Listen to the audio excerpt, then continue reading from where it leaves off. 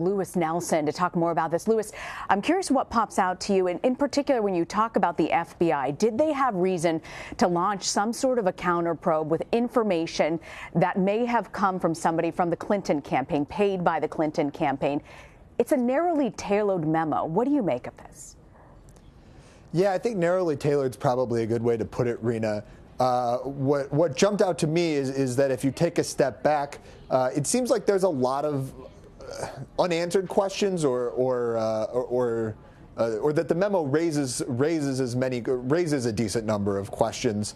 It says that as your previous guest just talked about, that there's this FISA warrant was obtained by the FBI and then re-upped by the FBI based on the Steele memo. It does it with what the memo doesn't, or the Steele dossier rather. What the memo doesn't say is whether that FISA warrant was obtained in part or in full based on the Steele dossier. It doesn't. It addresses some of Christopher Steele's political motivations or things like that. It doesn't say whether Christopher Steele was opposed to Donald Trump being elected president based on his own political proclivities, or whether he came to that conclusion based on his own intelligence investigation. Whether he was desperate for Donald Trump not to be elected president because of things he had discovered in working on this memo, or working on his dossier rather. The memo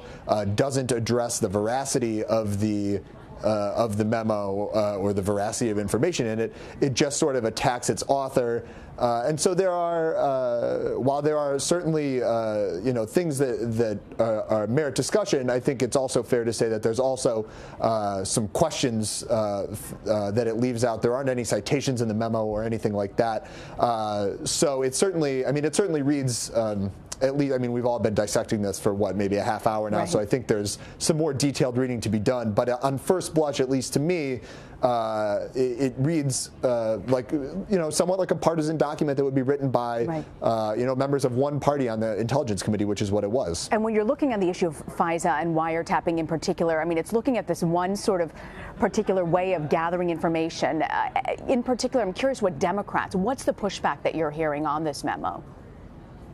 The pushback from Democrats and frankly from some Republicans has largely been that this is a partisan effort to discredit the FBI, and in particular to discredit Robert Mueller's ongoing Russia investigation. I think the idea here, or at least what Democrats are saying the idea here is that this is more or less an effort to defend the president against allegations that his campaign colluded with the Russian government. Carter Page, who is very much at the center of this Nunez memo, is also at the center, or pretty close to the center, one of the central figures that we know of in this ongoing Russia investigation being conducted by Special Counsel Mueller. So if you're a Democrat, if you're trying to knock down this memo, the argument so far has been this is just this is a purposeful discrediting of federal law enforcement and of the judicial system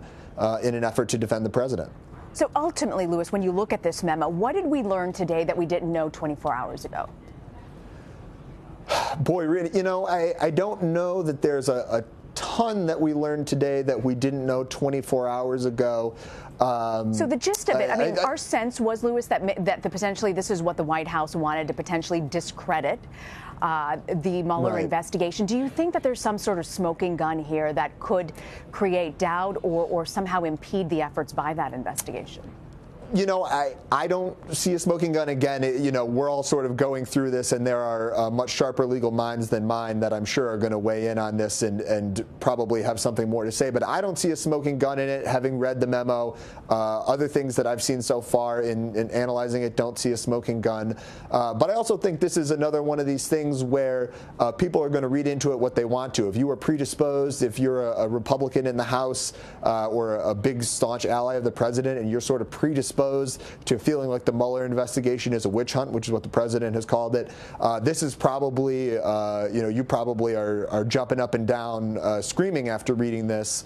If you're a Democrat or somebody who, is sort of skeptical of the president and critical of him, and maybe believes that there was some collusion between his campaign and the Russian government, this is probably somewhat of a nothing burger. I think this is another one of those things where people are going to see it from both sides. I do think that, and a colleague of mine here at Politico put this on Twitter, and I thought it was a fairly salient point, that if you are some of the for some of the most bombastic sort of House Republicans who have been jumping up and down before the release of this memo, saying, this is worse than Watergate, this is going to shake the whole thing up, I don't think that there's anything in this memo that necessarily backs up that point, that this is an earth-shattering sort of a thing.